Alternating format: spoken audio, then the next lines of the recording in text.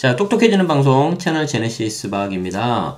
네, 요즘 부동산 기사에서 가장 핫한 게 바로 종부세, 보유세죠. 보유세는 여러분들 아시는 것처럼 재산세와 종합부동산세가 있는데, 이제 종합부동산세를 줄여서 이제 종부세라고 하지 않습니까? 종부세 고지서가 이제 국세청에서 고지가 된 것 같습니다. 그래서 이제 곳곳에서 이 부담되는 높아지는 종부세에 대해서 정말 이거 너무한 거 아니냐 뭐 이런 여러 가지가 나오고 있는데 대부분 기사들이 뭐 종부세가 작년 대비 뭐 몇 배가 올랐다 뭐 이제 어떡할 거냐 앞으로 향후 5년간 몇 천만 원 내야 된다 이런 기사들이 대부분 나오고 있는데 그 중에서 조금 우리가 관심 가져봐야 될 만한 인상 깊은 기사가 있어서 하나 가져왔습니다. 자, 보시면 머니투데이 기사고요. 2020년 11월 23일자 올라온 기사입니다. 자, 제목을 보시면은 자, 보유세 인상 1%만 해당될까? 결국 99%가 나눠서 낸다.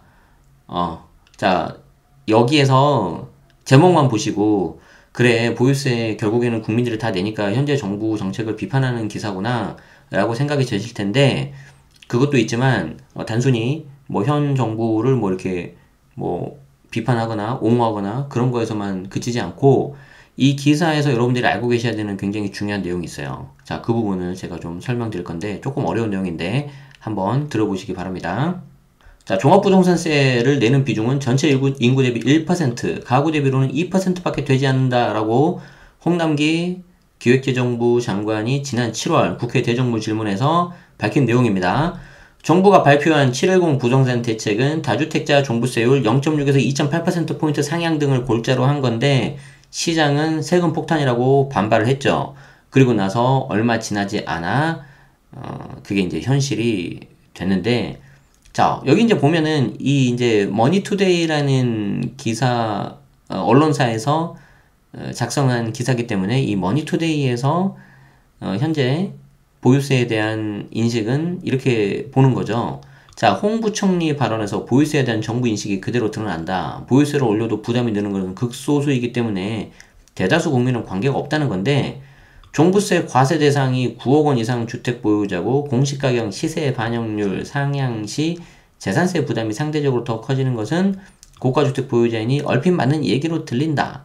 자, 여기서 여러분들이 헷갈리시면 안 되는 게 이때 9억은 공시가격 9억입니다. 헷갈리시면 안 돼요. 양도세는 실거래가 9억이고요. 여기 종부세는 공시가격 9억인데 엄밀히 말해서 이것도 무조건 9억이 아니라 1세대 1주택 단독 명의일 때만 9억이지 그 외에는 기본 차감되는 게 6억입니다. 6억. 자, 그런데 이 기사가 말하는 거는 뭐 이게 중요한 게 아니라 요거. 자, 그러나 경제학에서 다루는 조세의 귀착, 조세의 전가, 즉 누가 최종적으로 세금을 부담하는가 그 이론에 따르면 정부 주장을 그대로 받아들이기 어렵다. 그러니까 소수 1% 또는 2%만 낸다라는 걸 그대로 받아들이기 어렵다는 거죠. 자, 그레고리 맨큐 하버드대 경제학과 교수는 저서 맨큐의 경제학에서 맨큐의 경제학이라고 있는데 경제학 언론 중에서 전 세계적으로 글로벌하게 바이블이 된 특히 이제 우리나라에서 조금 더 그런 것 같긴 한데 그런 책인데요. 제가 이제 학부 때 이제 저도 이제 경영학과 출신이니까 보통 1학년 때 이제 경제학 원론을 배우거든요. 근데 어느 순간부터 시간이 변하면서 대부분 그 해당 대학의 교수님들이 계세요. 그 경제학 원론 책을 보는데 몇 년 안 지나서 다 이 책을 보네요. 다 이 책을.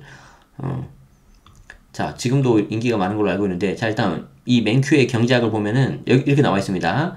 어떤 세금이 구입자의 주머니에서 나올지 판매자의 주머니에서 나올지는 입법부가 정할 수 있다.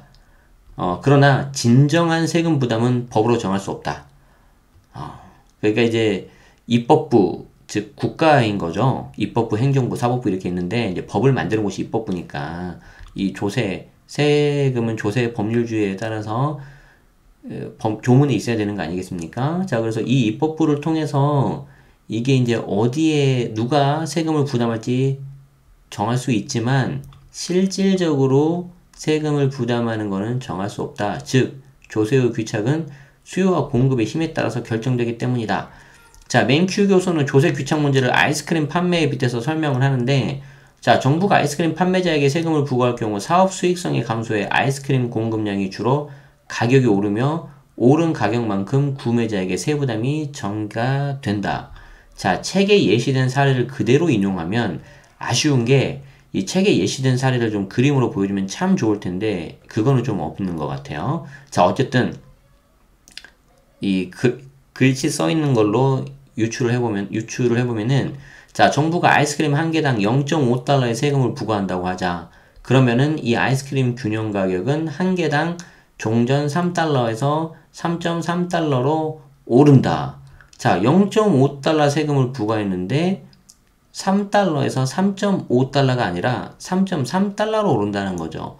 자, 그러면은 결국 0.5달러의 세금 가운데 0.2원은 판매자가 내는 것이고 나머지 0.3달러는 구매자가 부담을 한다는 것이다. 자, 이게 굉장히 이제 좀 저도 오래전에 한 거라서 그림을 이렇게 다 기억은 못 하는데 이게 아마 수량일 거예요. 그리고 얘가 아마 가격일 거예요. 그리고 이제 이렇게 가면은 이제 수요 곡선이고 이렇게 가면은 공급 곡선일 겁니다. 자, 그래서 이제 여기에서 이제 균형 가격과 균형 수량 아니겠습니까? 이게 이제 균형 가격, 균형 수량, 이퀄리브리엄 해가지고 2를 쓰죠.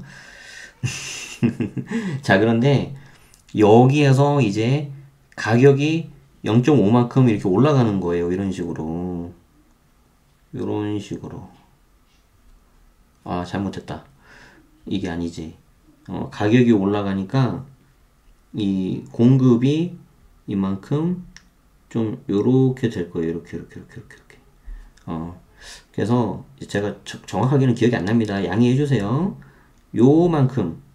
그러니까 이제 요만큼이 이제 0.5달러만큼 가격을 조정을 했는데 실제 여기서 만나는 가격이 이렇게 되잖아요. 그러면은 요 부분이 0.5에서 0.3이 되는 것이고 요 부분이 0.2가 돼가지고 이쪽은 판매자가 부담하는 것이고 맞죠? 그리고 요 0.3은 이제 구매자가 분담하는 것이죠. 자, 정부가 아이스크림에다가 0.5달러의 이 세금을 매겼는데 0.5달러의 텍스를 매겼는데 결국 이 텍스의 40%죠. 0.2달러니까 40%는 판매자가 부담을 하는 것이고 요 0.3달러 60%는 구매자가 부담을 하는 거죠. 자, 요게 이제 맨큐의 경제학에 나오는 뭐 맨큐 경제학뿐만 아니라 일반 경제학으로는 어디에 보면 다 있습니다. 이거. 그래서 이제 결국 0.5달러의 세금 가운데 0.25는 판매자, 나머지 0.3은 구매자가 부담한다. 이런 걸 거예요. 자, 근데 이제 이거를 뭐 우리가 아는 것도 중요하지만 더 중요한 게 이거예요. 자, 세금 부담의 배분 수준은 판매자와 수요자 가운데 누가 더 가격에 민감하게 반응하는지 달라지는데 이때 진짜 중요한 개념이 요거는 탄력성. 자, 어떤 재화에 세금이 부과될 때 대체재를 찾기 어려운 쪽일수록 탄력성이 낮다. 반대로 대체재를 찾기 쉬울수록 탄력성이 높다고 하는데 그러면 이 대체재가 뭔지 알아야 돼요. 대체재. 자, 예를 들어서 아이스크림의 대체재는 뭐가 있을까요? 아이스크림을 그냥 폭넓게 간식으로 본다고 하면은 아이스크림 말고 뭐 과자, 스낵 같은 게 있을 수 있겠죠. 아니면은 음료수 같은 게 있을 수 있겠죠. 쉽게 말해서 내가 아이스크림 안 먹어도 다른 거를 얼마나 더 사서 그걸로 대신 만족을 얻을 수 있냐. 그게 이제 대체재거든요. 자, 그래서 대체재를 찾기 쉬우면 탄력성이 높아지는 거고요. 대체재를 찾기 어려우면은 탄력성이 낮아진다. 이게 굉장히 중요한 개념이거든요.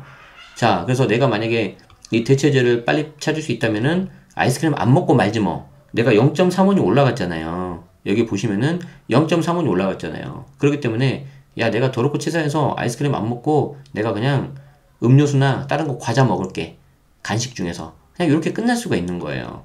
자, 그런데 만약에 아이스크림이 뭐 전 국민의 간식이라서 아이스크림만 먹어야 된다고 가정을 해봐요. 다른 간식이 하나도 없다고 해봐요. 그러면 어떻게 해요? 울며 겨자 먹기로 이 사람들은 아이스크림을 먹어야 되는 거죠.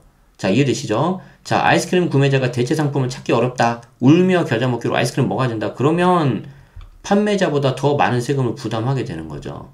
이게 왜 이렇게 되냐면은 이제 제가 여기까지는 좀 설명드리기가 힘든데 이 그래프 있잖아요. 그래프. 이 그래프에서 요 수요 곡선 있지 않습니까?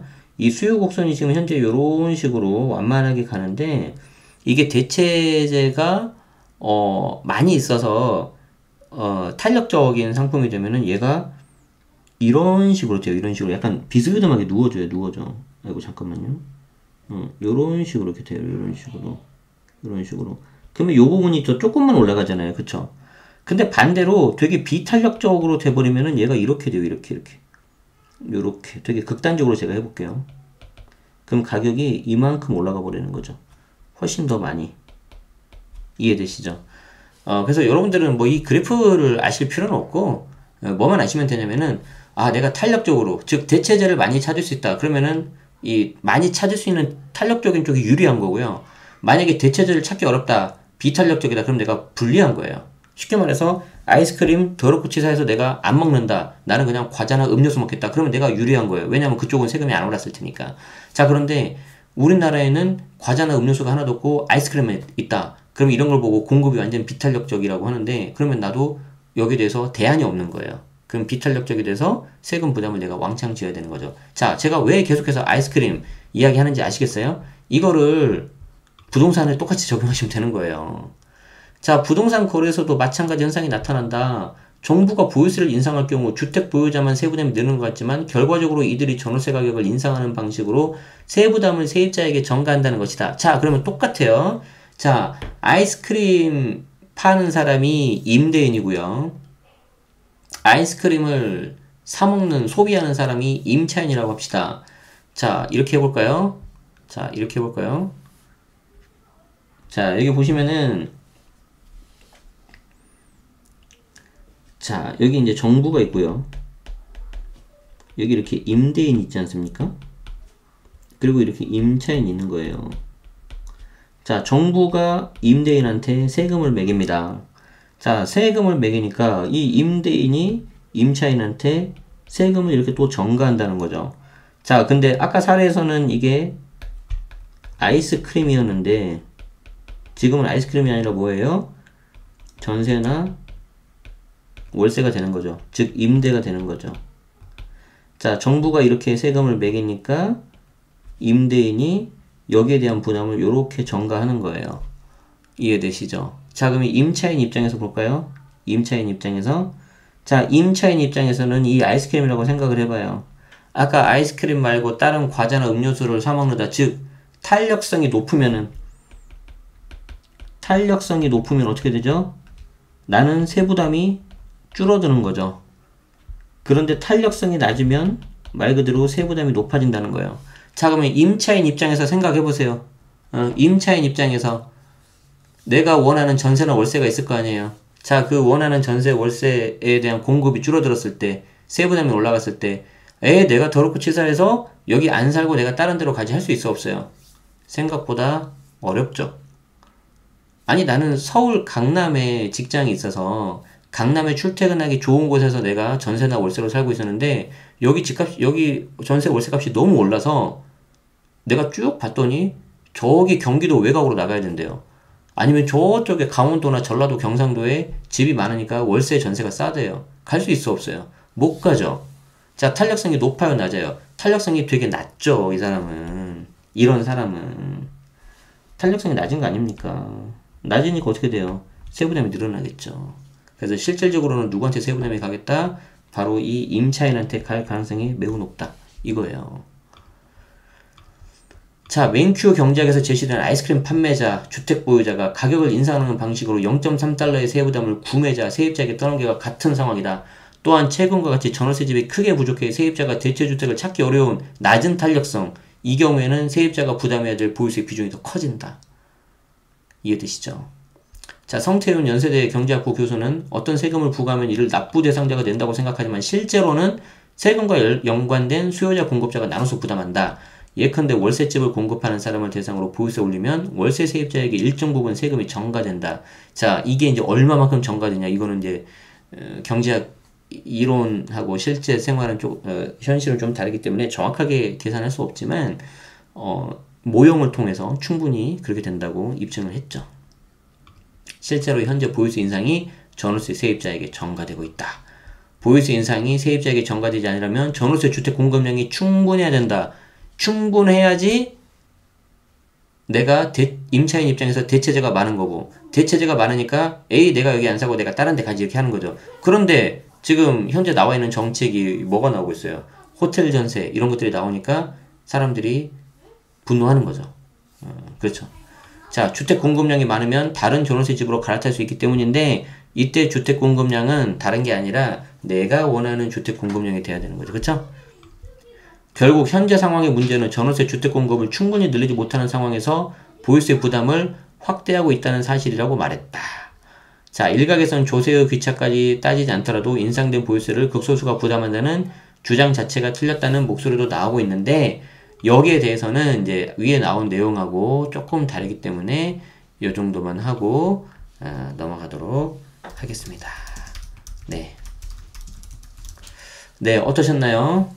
네. 결국 정부가 다수의 조세 저항을 피하기 위해 소수에만 부담이 된다고 역설했지만 증세 부담을 소수에만 한정시키는 것은 불가능하다. 자, 요렇게 나오면서 이제 기사가 마무리가 됩니다.